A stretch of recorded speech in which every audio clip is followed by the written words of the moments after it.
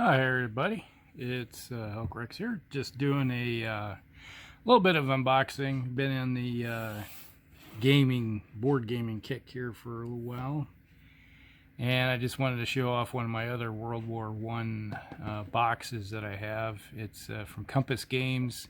As you can see here, we got Empires and Alliances, World War One across Europe. It's kind of an interesting system. I have yet to play the game yet, other than picking it up. You can see the box here. It's similar to, from my understanding, Guns of August. Kind of, some people say it is a direct descendant of Guns of August. There's some similarities, I guess, with everything, how everything's set up.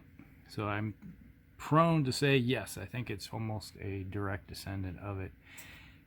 Picked this up some time ago. This came out last year or 2 years ago, less than 2 years ago or something like that.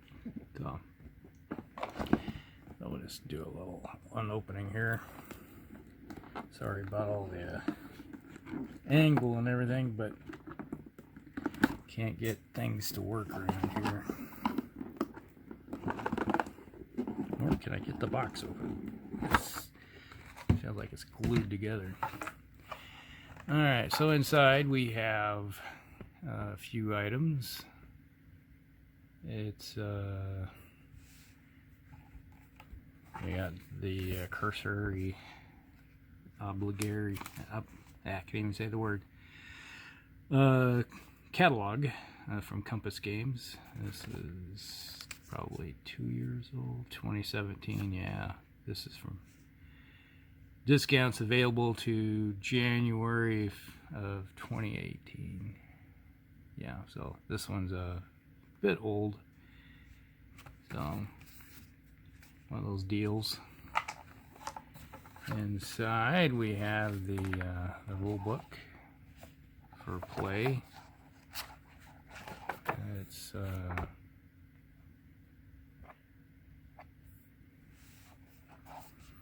not a bad system. I have to go back through and read everything, but it's almost like it's almost very similar to the Guns of August, how everything's set up. It's just that they have more expanded area and place surface.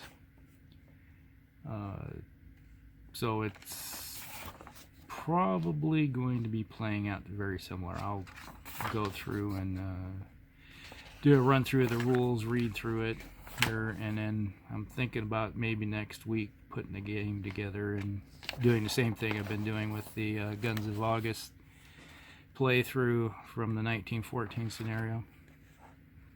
And then they have all the different scenarios and how everything's set up and where everything is. So they get a little bit more in depth into how everything is to be done. Oh, got that. And you get these. Its game uses 10-sided dice. So, and let's see, we have the errata sheet there to let you know that something seriously went wrong and made a mess. Okay, here we got up through 12. So you can get, with modifiers in the game, you can get up 12 or more depending on the odds. Okay, you got 1 to 5, 1. Okay, here's the 1 to 1. Exchange. Okay, and we got all the different things. Bull, attacker demoralized, neither demoralized, exchange, defender demoralized, defender limited. So if you got the odds in your favor, you can increase it. And your explanation of the different effects in a game for terrain. unfrozen. Yes, in the wintertime when the lakes are frozen, it's open terrain. And here's our, it's like the big folding sheet that I had in the Guns of August. This is basically the same thing. Rail capacity, here's the nice thing about it. They tell you what the capacity of everything is. C capacity, that everybody can take through. Who can move what, how many, 12 cores. So they do change things a little bit. That's on the back side. More modifiers.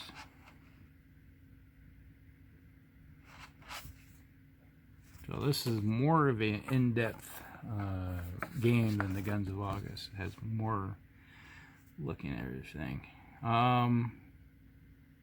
Here we have, looks like the French reinforcement. When they start getting reinforcements coming in, pulling in from all the different regions to fight in the war.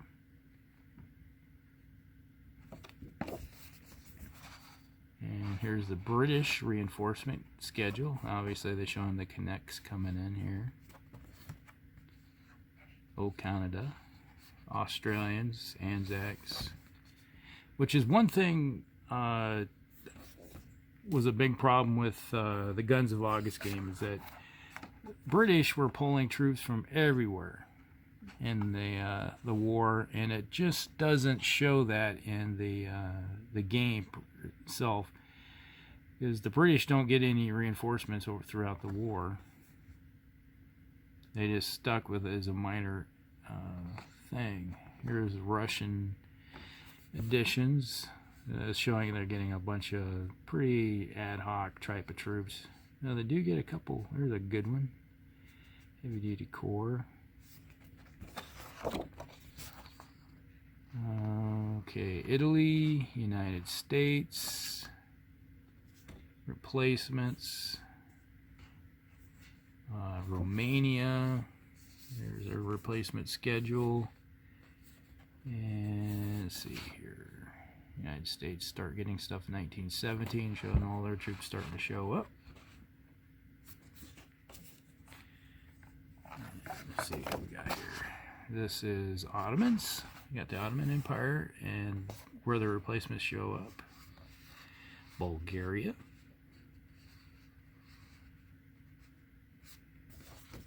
Nice little bit of artwork there.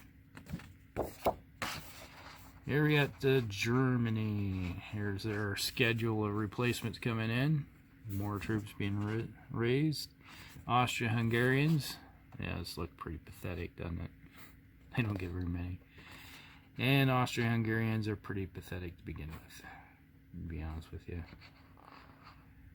Okay, and there's a replacement schedule right there for where things show up. And here's the same sheet that we had. Odds, combat odds, same thing. I've seen that before. One for each player, basically. And then here's the same sheet, one for each player.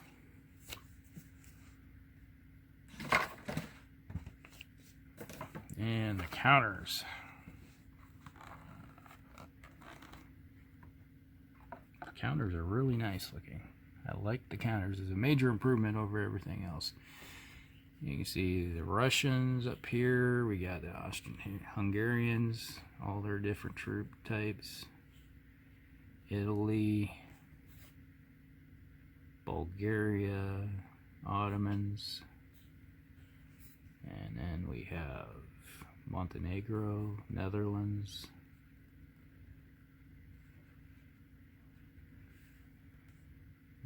United States, very few, more Romanians, Greece, and then all the different type of terrain effects, forts, and let's see here, Germans, more Germans, aircraft right there. Yes, there's aircraft in the game later in the war. British, and then on the back back side.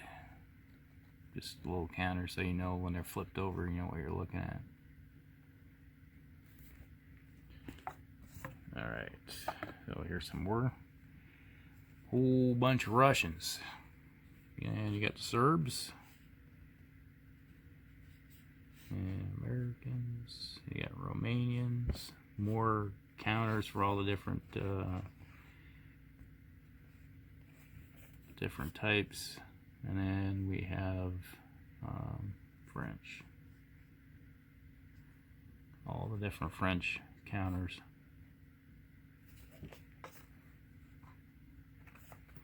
More counters. German and yeah, we got lots of Germans here. And then here's a whole bunch of Americans and more Italians. And then we got French, they're Belgian. More Serbs. And we got more French, Romania, lots of Germans, and more Braille stuff, artillery, replacement points, etc. That's for when you're tracking everything, just like in the other game. Alright, here we got more. We got some more Austrians, a whole bunch of Brits. And looks like we got there. Yeah, here are the Aussies, Anzacs right through here, Canadians, all the different troops right through there. It's kind of nice that yes, they are British Commonwealth troops, but they are showing them coming in under their own nationality. More Belgians, Serbs, Germans, and more different counters for the game, entrenching, etc. Probably take a whole bunch of pictures of all this, throw it at the very end of the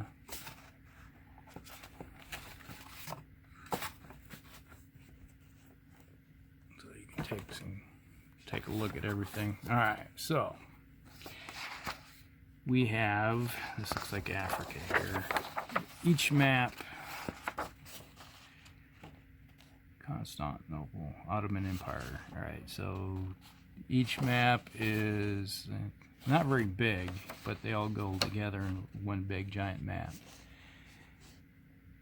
So, what's going on there? You got Constantinople. One thing I might have to do is get some plexiglass or something, put this stuff down so it stays flat without moving around. It's big. This one won't even show up on the alright, so here's Italy, Greece. It's covered a whole large, definitely much larger space than those, you know, we can see here. This thing's huge. It's a big map. This map right here is the size of the playing board of the Guns of August, and this only takes care of the Mediterranean area and parts of Africa. You see just a little bit of Spanish territory, a little bit of, it's like in the last game, you know, of the Guns of August, all that fighting down here in France all took place right in through this little area. So just kind of lets you know how big this thing is. And here's France. This will take care of probably Germany, France, and English, and Belgium, and the Netherlands.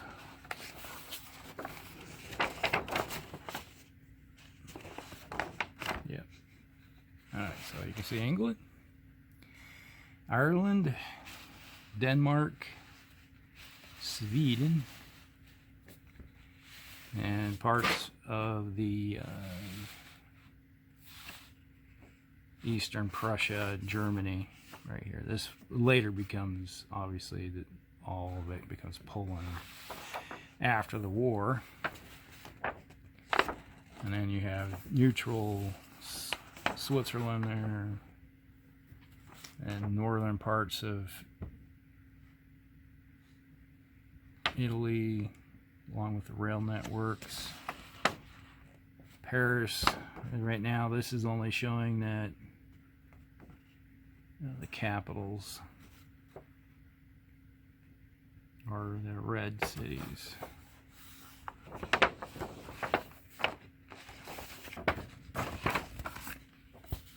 And this will be, the last part should be all of Russia.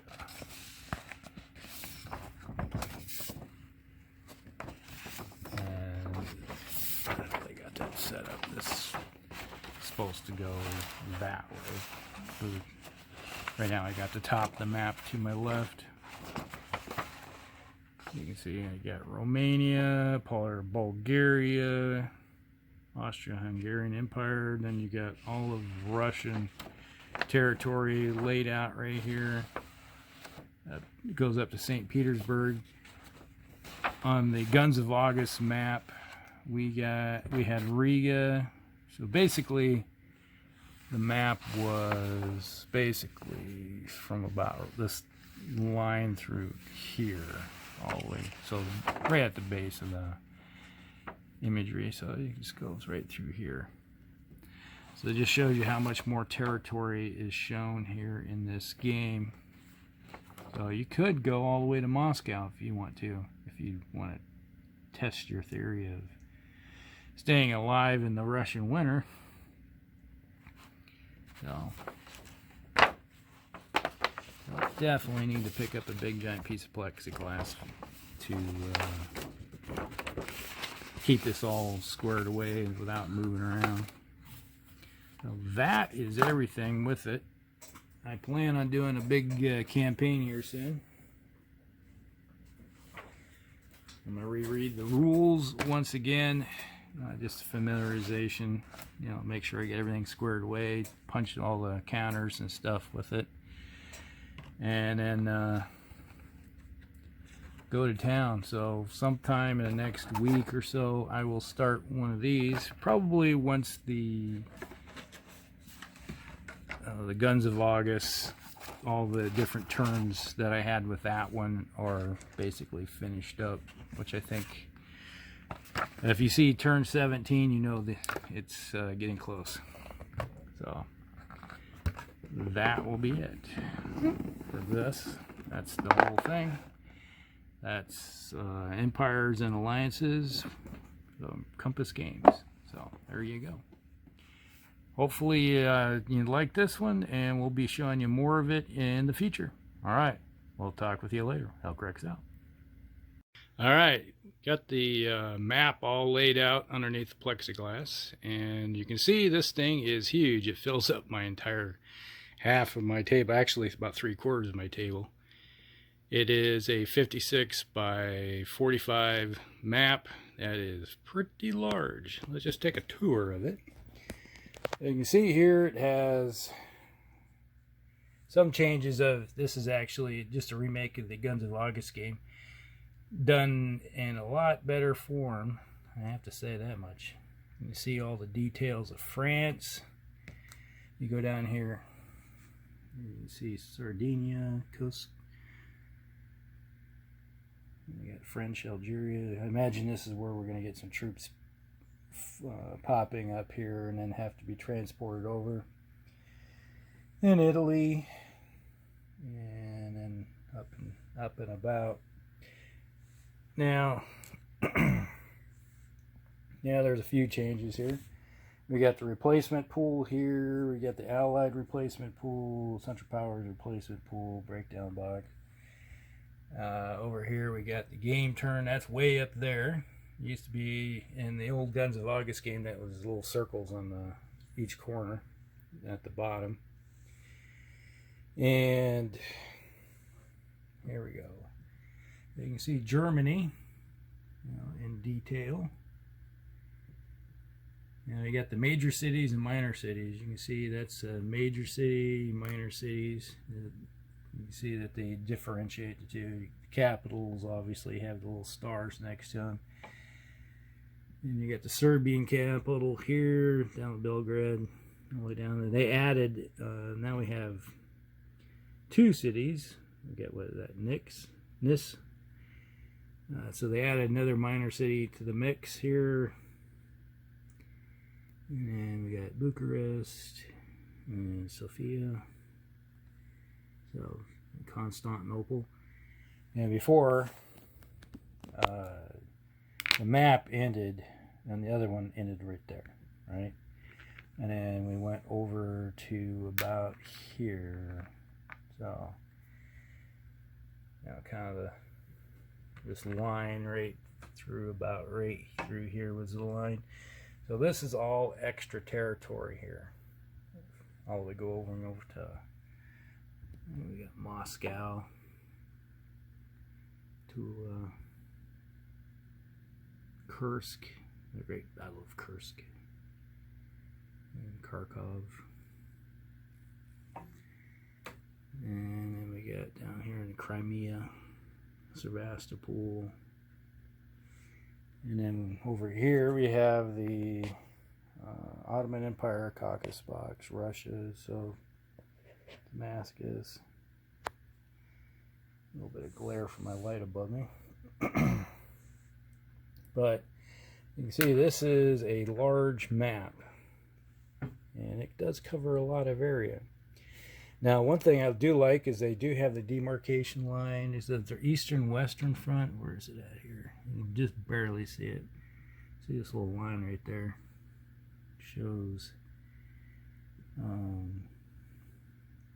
what is the eastern front line. It goes all the way up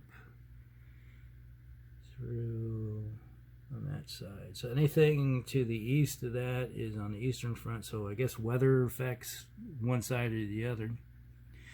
So we could have winter on one side and mud conditions on the other, which does affect things a little bit. There's those slight changes and everything. But I read through the rules again. I've gone through it twice just to double check everything. There is some a lot of things that are the same, a lot of different slight differences in the rules. You know, it's like advancing railheads, that's slightly different under the weather conditions.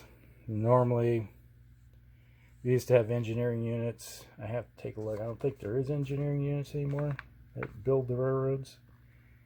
Now it's like under clear conditions, you advance 3, mud, you can advance 2, winter, now you can advance 1. And you can only, rail supply, you know, it's fairly limited. Combat conditions are slightly different, but supply sources. So some improvements with everything. And political aspects of it.